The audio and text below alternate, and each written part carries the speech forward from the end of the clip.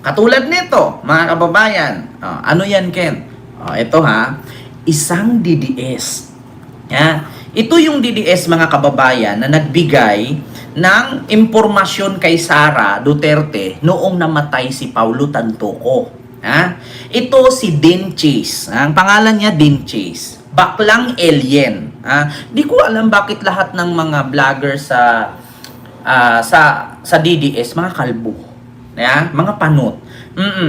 Ito po, mga kababayan, isang DDS vlogger na pinapangalan ng Dean Chase, no, na hinamon si First Lady Lisa at si PBBM na magpa-hair follicle test kasi daw noong hawak niya ang ebidensya nung pagkamatay ni Paulo Tantoco, mga kababayan, pinapahunting daw siya ni First Lady Lisa. Kaya lumipat siya ng bahay, mayroon daw mga umaali-aligid daw sa kanya. Sino siya para ipahunting?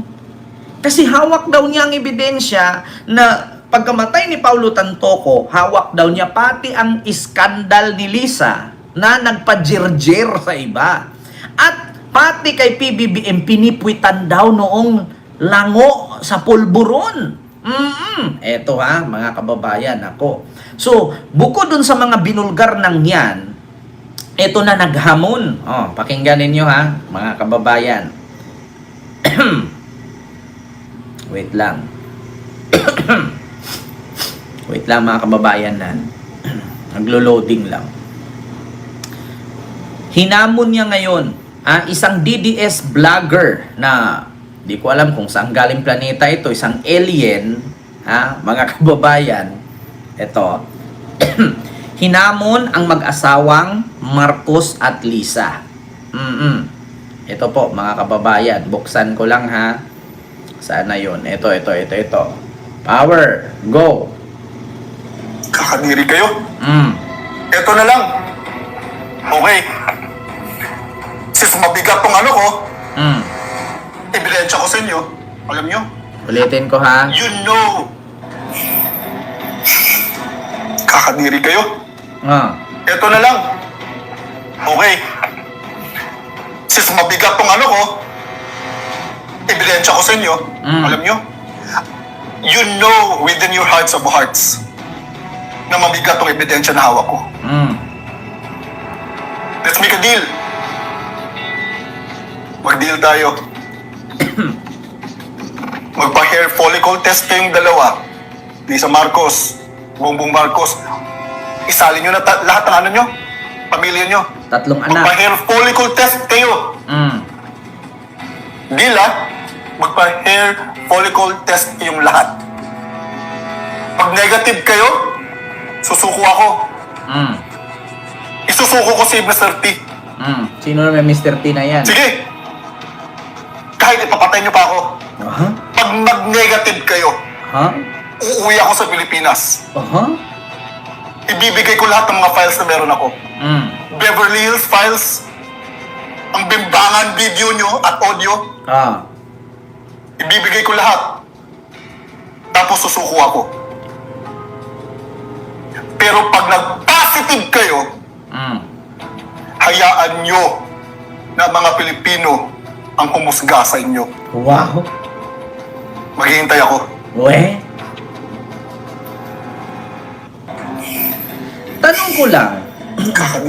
Tanong ko lang mga kababayan. Ito reaction. Actually, pangalawa kong nireaksyonan itong baklang kalbo na to. Una, ang aking masasabi, bago ako mag-react. Alam ba ninyo na hindi po problema ang gumagawa ng tao. Tao po ang gumagawa ng problema. Hindi rin po problema ang gumagawa ng sakit. Ang sakit, hindi din po sakit ang gumagawa ng tao. Tao ang gumagawa ng sakit. Ngayon, mga kababayan, kung alam mo sa buhay mo na marangya kang nanirahan sa Amerika at sa Beverly Hills ka pa, bakit ka mangingialam sa kwento ng iba? Diba? Alam mo, sa totoo lang din, Chase, ganito yan Kung sa Amerika ka na nakatira, maganda na ang pamumuhay mo dyan, dapat hindi ka pumasok sa politikang usapin. Tapos ngayon, Kung ang mga binibitawan mong salita dyan ay hindi mo mapatutuhanan, tapos ipahunting ka or kasuhan ka at ipadampot ka, magngangal-ngal ka ngayon at magpapaawa-awa ka sa social media. 'Di ba? Kasi ang tanong ko lang, kailan ka lang lumabas, 'di ba, nung namatay si Paulo Tantoco? At saka, ito po yun mga kababayan, yung may hawak daw siya ng police record sa Beverly Hills, California, na nandun daw si Lisa noong namatay si Paulo Tantoco. Hawak daw niya ang record. Ngayon, dito pa lang mga kababayan, sa aking pagkakaalam, hindi ka po basta-bastang makakuha ng police record sa isang insidente kung hindi ka related doon sa namatay. Hindi ka basta-bastang makakuha ng police record kung hindi ka investigador ng ahensya. Hindi bobo ang mga pulis Amerikana kung namatay si Paulo Tantoco, bakit bibigyan mo ang strangers na nanghihingi sa'yo? Hindi yan basta-bastang ilabas. At paano nangyari na nakakuha siya ng kopya? At ngayon, iba-blackmail niya kay First Lady Lisa? Ha?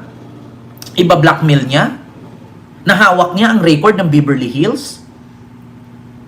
Tapos may hawak pa siya na video? Ito po yung video na nilabas ni Maharlika ay galing po sa kanya. Yung jirjeran video ni Lisa na malabo pa sa ihi ng pusit. 'Di ba? Tapos ngayon, gumagawa-gawa ka ng kwentong ganyan. O kung sakali man na pinahanap ka ni First Lady or ipadampot ka ngayon, maggangaw-ngaw-ngaw ka dyan. Sino bang nag-utos sa'yo? Di ba ang una mong binira si Gwen Garcia na gobernador ng Cebu? Kasi actually mga kababayan, taga Cebu po yan. Yung baklang yan. So ngayon mga kababayan, di ko maisip na halos ang tagal-tagal na ng Paulo Tantoco issue na yan, hindi niya matigil-tigil. Dapat isa ito sa kasuhan ng pamilya ni Paulo Tantoco eh. Kasi bakit hindi niya tinatantanan si Paulo Tantoco? Tapos ngayon, bukod nung kay Paulo Tantoco na issue niya, na kwento niya, na andun daw si First Lady, at siya rin ang nagbigay, no, kay Maharlika, at si Maharlika din ang nagbigay kay Lustay, na sinabi ni Lustay na matay si Tantoco, ininjika nila Lisa. Sinabi ni Lustay yan sa interview. Nailabas daw ang police report. O tapos binalita din ng Manila Times. 'Di ba? Sa nilabas ni Maharlika. Tapos ngayon mga kababayan, sinagot ni Yussi Claire yan. Wala pong katotohanan yan na nandoon si First Lady na matay si Paulo Tantoco. Paano mangyari yun? Magkaiba ng hotel. 'Di ba? Tapos ngayon mga kababayan, hindi kasi bumenta yung kanyang Paulo Tantoco and Lisa Marcos na issue sa Beverly Hills. Gumawa ng panibago, yung jirjiran, kantutan video daw. Jirjiran. Yun yung kinunten ko nung nakaraan. Na naglabas ng picture na nakahiga si First Lady na walang suot damit, pero hanggang baba lang. So ano yun? Baba ni Lisa? Kasi blurred ang dito, tapos baba ang nandito, walang mukha. So ano yun? Dibdib ni Lisa. Bukod doon mga kababayan, yan ang pinapakalat nila Maharlika ngayon, na kung saan yung jirjiran video ni Lisa sa ibang tao. Ganon sila mga kababayan. Hawak daw niya. Pakinggan niyo ulit. Ito na lang. Okay. Sis, mabigat tong ano ko. Ebidensya ko sa inyo. Alam nyo? Alam mo, sa totoo lang din, Chase, tanong ko lang, anong nakain mo at pumasok ka sa ganyan? Tapos ngayon, pagbalikan ka ngayon ni First Lady at saka ni BBM, alam mo namang presidente yan, powerful yan sa buong Pilipinas. Pag binalikan ka niyan, ngayon, feeling biktima ka na. Kasi isa lang tanong ko, bakit ka pumasok sa ganyang issue na wala ka namang connection? Diba? Tapos ngayon, lumipat daw siya ng bahay. May nag-aaligi daw at tinanong daw kung saan lumipat. Malamang sa malamang kung ako kay Lisa, ipapahanap talaga kita kasi naninira ka eh. Diba? Pag ikaw nadampot ng FBI, sana ilabas mo lahat ng ebidensya na hawak mo. Hello po, Ma'am Imelda Tano. Ayan, ng Vienna, Austria. Di ba? Continue. Ayun o. You know within your hearts of hearts No, you know hearts of hearts na daw. mabigat tong ebidensya na hawak ko. Mhm. Let's make a deal. Mm. Mag-deal tayo. Oh, madil-dil. Sino ka? Magpa-hair follicle test kayong dalawa. Mhm. Lisa Marcos, Mhm. Bongbong Marcos. Isali nyo na lahat ng ano nyo. Pamilya nyo. Magpa-hair follicle test kayo. Sino ka para mag-demand? Yan ang tanong eh. Sino ka para mag-demand? Alam nyo, sa totoo lang, ako po'y nananawagan sa DICT, sa NBI, sa CIDJ. Sana po, hanapin nyo po ito. Nasa Amerika po nakabase ito.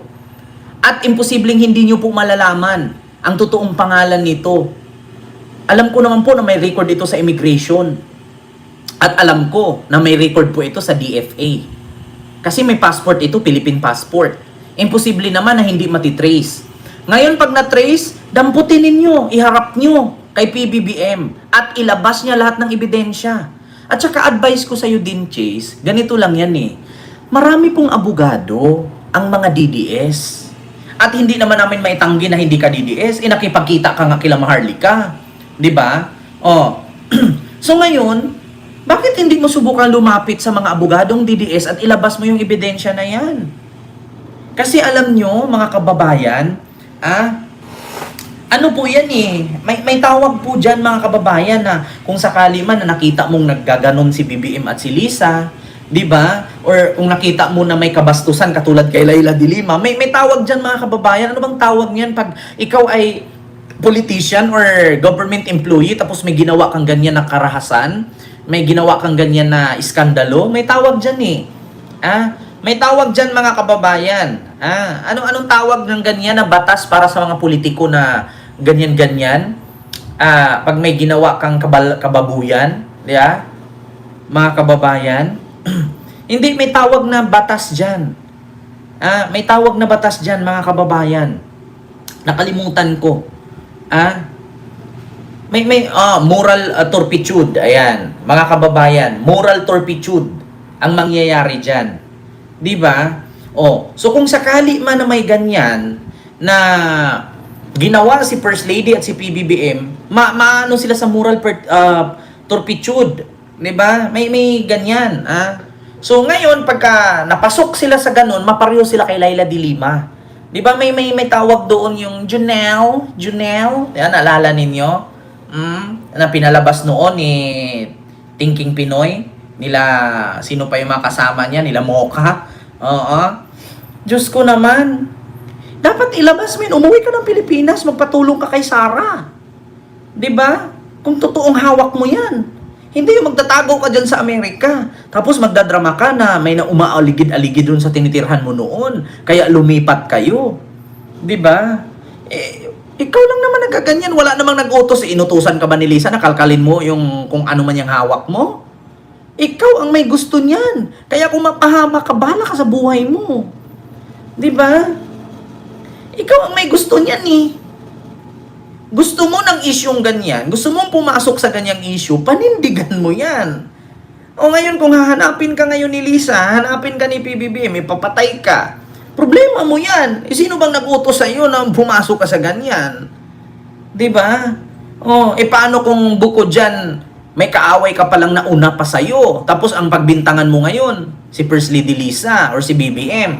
Paano kung may kaaway kang dyan, mga kano, tapos bigla kang pinatay, bigla kang binaril. So ang magpabibintangan mo ngayon dyan, si First Lady Lisa, si PBBM. Kasi pinapahunting ka.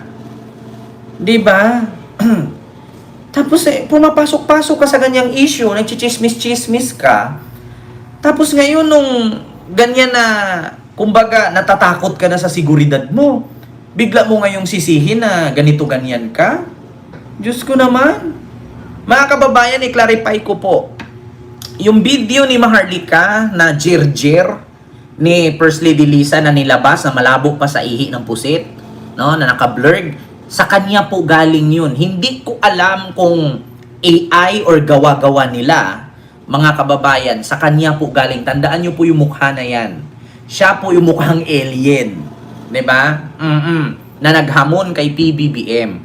Sikat ka na ngayon. Sana matrace ka na naghahanap sa'yo. Ikaw ba naman? Hindi ka naman inutusang ganyan na. Ikaw yung pumasok sa ganyan. Tapos ngayon, magdadrama-drama ka. Ayan, tigil mo. Wala kasing kumagat doon sa kanyang issue kay Paulo Tantoco. Kaya ngayon, ang issue nilabas niya, yung jirjira ni First Lady Lisa. Na inabot niya kay Maharlika. Play naman ni Maharlika sa live. Diyos ko naman. Tigil-tigilan nyo na yan. Kasi alam nyo, sa totoo lang, si Maharlika hindi na makakauwi ng Pilipinas yan.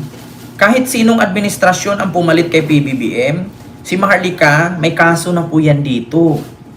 Pag umuwi yan dito, dampot agad yan. Diba? So yun lamang po, mga kababayan, yung ating reaksyon sa mga oras na ito. Diba? Papasok kayo sa mga ganyang issue. Tapos kapag may mangyari sa inyo, mambablackmail kayo. Hinabol daw siya. Sino ka para pag-aksayahan ng panahon ni PBBM? Diyos ko naman. Kung meron mga habulin si PBBM dito at ipaaresto, yun yung mga kurap. Kasi yun yung sumira sa administrasyon niya. Ikaw wala kang kwenta, bakla. Tignan mo yung ulo mo, para kang kalaban ni Powerpuff Girls. Yeah? Diyos ko naman. Wala kang kwenta. Huwag kang magpa-feeling X-Men. Hindi ganyan ang ulo ni Mr. X. 'Di ba? Ang totoong hitsura mo, hindi ka X-Men. Ikaw yung kalaban ng Powerpuff Girls. 'Di ba? Bakit halos lahat na lang ng mga bobo nasa DDS? Puro kalbo. 'Di ba? Siguro ito, pinsan to ni Banat Bay. Kalbo rin eh. 'Di ba? So yun lang, mga kababayan. Maraming salamat po, no, sa inyong lahat.